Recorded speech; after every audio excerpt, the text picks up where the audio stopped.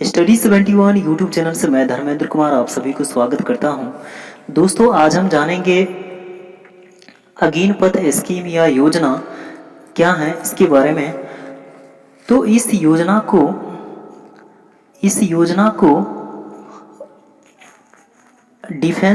केंद्रीय डिफेंस मंत्री राजनाथ सिंह के द्वारा इस योजना को लॉन्च किया गया। और यह योजना भारत के तीनों सेनाओं के भर्ती से संबंधित यह योजना है। और इस योजना का पहले जो है इस योजना का नाम टूर ऑफ ड्यूटी था। टूर ऑफ ड्यूटी का मतलब ये था कि एक निश्चित अवधि के लिए नौकरी पर रखना। उसके बाद इस योजना का परिचय जान लेते हैं। अग्निपथ भर्ती योजना के तहत युवा 4 साल तक की अवधि के लिए सेना में शामिल होंगे और देश की सेवा करेंगे।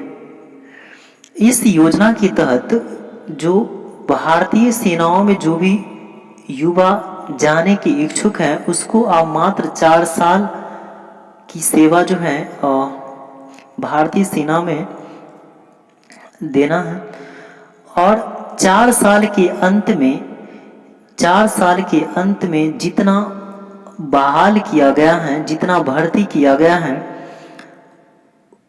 उस जनसंख्या में सैनिकों की ड्यूटी से मुक्त कर दिया जाएगा। आगे रोजगार के अवसरों के लिए उन्हें सहायता मिलेगी, जो भी फाइनेंशियल या उसके बाद जो है जो सर्टिफिकेट के रूप में सहायता मिलेगी। उसके बाद जो है जैसे जो भर्ती किया गया है उस भर्ती का 75% को क्या किया जाएगा, 75% को इस सेवा से मतलब भारतीय सेना की सेवा से मुक्त कर दिया जाएगा। उसके बाद जो है इधर जो है आपको 25% बचा। 25% जवानों को 4 साल बाद पूर्ण अवधि भर्ती होगी। हालांकि तभी संभव होगा जब उस समय सेना की भर्तियां निकली हो। मतलब इसमें से 100 में से 25% को जो पहले 15 साल का जो होता था सेनाओं का जो कार्यकाल होता था, अब उसको घटा करके 4 साल कर दिया गया है। और 4 साल जो है आप ड्यूटी जब कीजिएगा तो आपका जो भी एक्सपीरियंस होगा 4 साल में, उसके बाद जो है एक्सपीरियंस या मेरिट, उसके बाद जो है उसका फिर मूल्यांकन असेसमेंट किया जाएगा, मूल्यांकन करने के बाद जो है तब जाकर के आपको फिर फाइनल जो है आपको अगले जो 10 साल होगा उसमें जो है आपको अपॉर्चुनिटी दिया जाएगा। उसके बाद जो है अगर मान लीजिए अगर किसी को अगर ये 75 वाले अगर चाहते हैं कि हम नौकरी करें तो उसके लिए जो है अगर किसी निगम में जाकर के नौकरी करे या किसी कंपनी में, तो उसके लिए नौकरी के लिए आरक्षित करने में रुचि लेंगे जिन्होंने देश की सेवा की है। उसके लिए जो निगम है उसमें जो है ये 75 वाले जो स्टूडेंट हैं उसको इसमें नौकरी के लिए आरक्षित दिया जाएगा। उसके बाद अगर मान लीजिए और ये भारत में तो मात्र 4 साल के लिए जो है 4 साल के लिए ड्यूटी करेगा। उसके बाद जो है मान लीजिए भारत की तो जनसंख्या ज़्यादा है और जहाँ जिस कंट्री का जनसंख्या कम है तो वहाँ पर भी इस तरह का जो है इस तरह की जो योजनाएं हैं वो लागू किया गया है।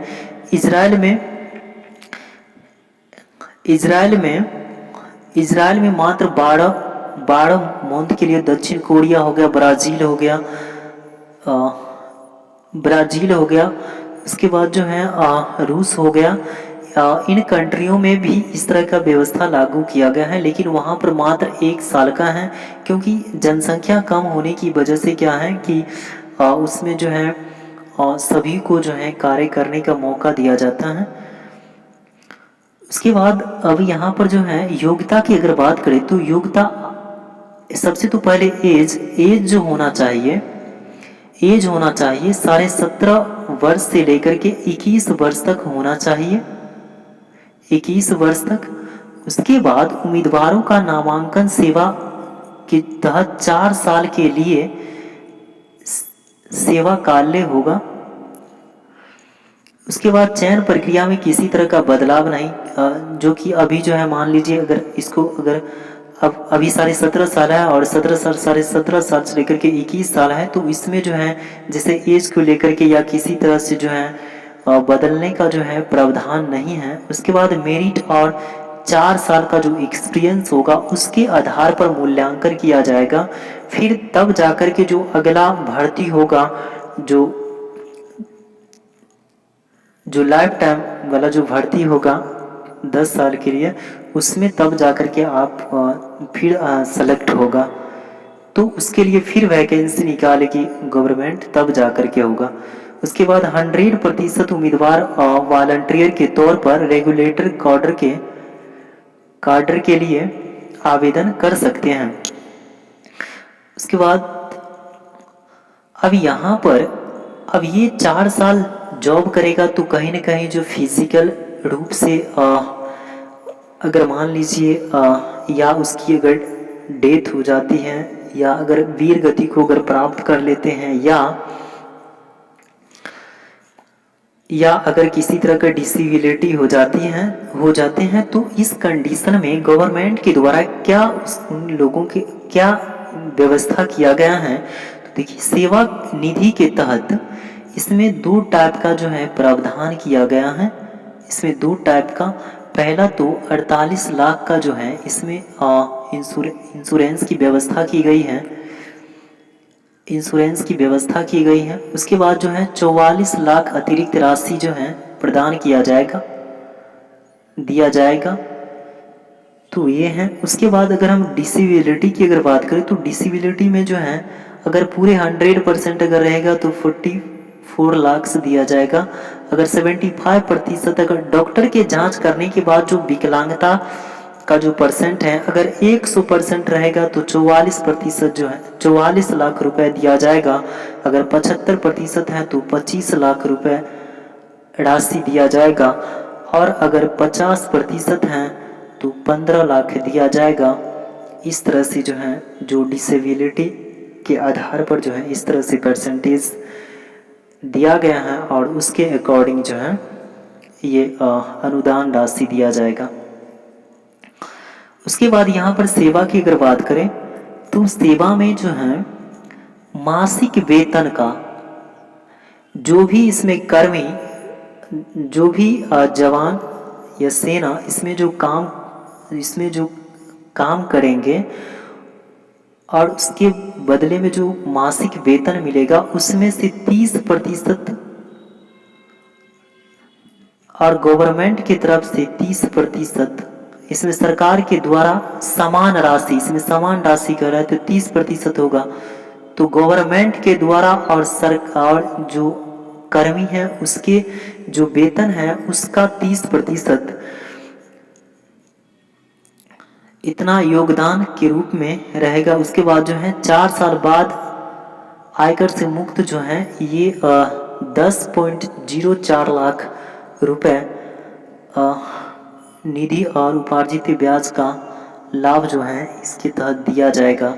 उसके बाद कार्यकाल पूरा होने के बाद 4 साल पूरा करने के बाद उम्मीदवार को सेवा निधि के लिए पात्र होंगे। उसके बाद उच्च शिक्षा के लिए कौशल प्रमाण पत्र, उसके बाद क्रेडिट अंक, और इसके बाद जो है क्या होगा कि इग्नू के द्वारा जो है इग्नू जो इंदिरा गांधी मुक्त विश्वविद्यालय है उसके द्वारा जो है इग्नू के द्वारा जो है इसको ट्रेनिंग दिया जाएगा 3 साल का। उसके बाद यहाँ पर जो है अगर हम सैलरी की बात करें तो सैलरी जो है फर्स्ट ईयर में 30,000 दिया जाएगा, जिसका 70% जो है सेना का मंथली के रूप में रहेगा, जो कि 21,000 इन हैंड उसको प्राप्त होगा। उसके बाद जो है जो फंड है, देखिए अग्निवीर कॉर्पस फंड, अग्निवीर अर्थात अग्निपथ योजना के तहत जितने भी सेनाओं का बहाली किया जाएगा उसको अग्निवीर अब कहा जाएगा।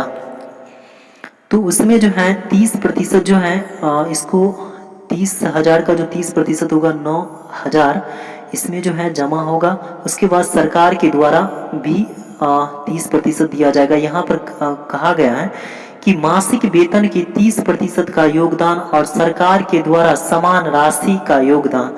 तो यहाँ पर भी 30% जो है सरकार के द्वारा जमा किया जाएगा इस अग्निवीर फंड में। उसके बाद सेकेंड ईयर में मतलब दूसरे साल में जाकर के 33,000 होगा, जिसका 70% 23,100 होगा। उसके बाद जो इन हैंड प्राप्त होगा मासिक वेतन के रूप में।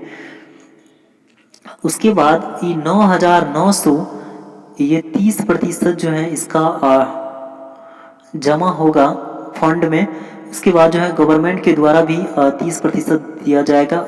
और थर्ड ईयर में जो है 36,500 है, उसका 70% 25,580 रुपये होगा,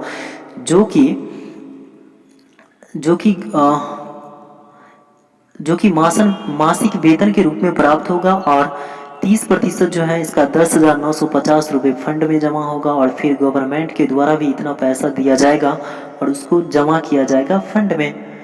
और फोर्थ ईयर में जो है 40,000, तो इसका 70% 28,000 हुआ और 30% इसका हो गया 12,000। और गवर्नमेंट के द्वारा भी 30% दिया जाएगा, तो 12,000 इसका हुआ। तो टोटल मिला करके अप्रोक्स 10 लाख हुआ, 10 लाख। और उसके बाद जो है यहाँ पर जो है, और ये 10 लाख हुआ। उसके बाद जो है इंटरेस्ट और जोड़ने के बाद जो है 11.71 लाख होता है निधि का पैक। उसके बाद existing after year 11.71 lakh as Seva Nidhi package including interest accumulated as the above amount as per applicable interest rates would also be paid। उसके बाद जो है इसमें जो वही बात कर रहा है कि जो इंटरेस्ट होगा वो भी जोड़ करके इतना पैसा दिया जाएगा जिस समय रिटायर होगा, तो 4 साल के बाद। उसके बाद यहाँ पर दिया हुआ है, जैसे यहाँ पर जो है बहुत सारे भारत के कई राज्यों में जो हिंसात्मक जो इस योजना का विरोध किया जा रहा है, जैसे कि जो सरकारी संपत्ति है, जो सार्वजनिक संपत्ति है, उस संपत्ति को नष्ट किया जा रहा है। तो आप लोगों से अगर आप लोग अगर इसके विरोध आप कर रहे हैं, तो कृपया आप लोग जो हैं आप सरकारी संपत्ति को नष्ट न करें, क्योंकि इससे बाद में हम ही इसको भुगतना पड़ेगा। उसके बाद जो है यहाँ पर जो है जैसे बिहार हो गया, राजस्थान हो गया, हरियाणा हो गया, उसके बाद उत्तराखंड हो गया। तो इन भारत के इन सभी राज्यों में हिंसात्मक प्रदर्शन किए जा रहे हैं, इस योजना का विरोध किया जा रहा है, और जिसकी वजह से बहुत क्षति हुआ है। और जितना भी बिहार जो आने वाली ट्रेन थी उस सब को भी रद्द कर दिया गया था। तो ये सीन था। उसके बाद क्रिटिसिज्म की अगर बात करें तो no pilot project to test the scheme, अर्थात इस स्कीम को, जैसे हम अगर किसी चीज का अगर एग्जाम दे रहे हैं, जो फाइनल एग्ज़ाम देंगे, तो उससे पहले जो टेस्ट सीरीज जो होता है उसकी एग्ज़ाम का जो पैटर्न होता है उसके अकॉर्डिंग बनाया जाता है।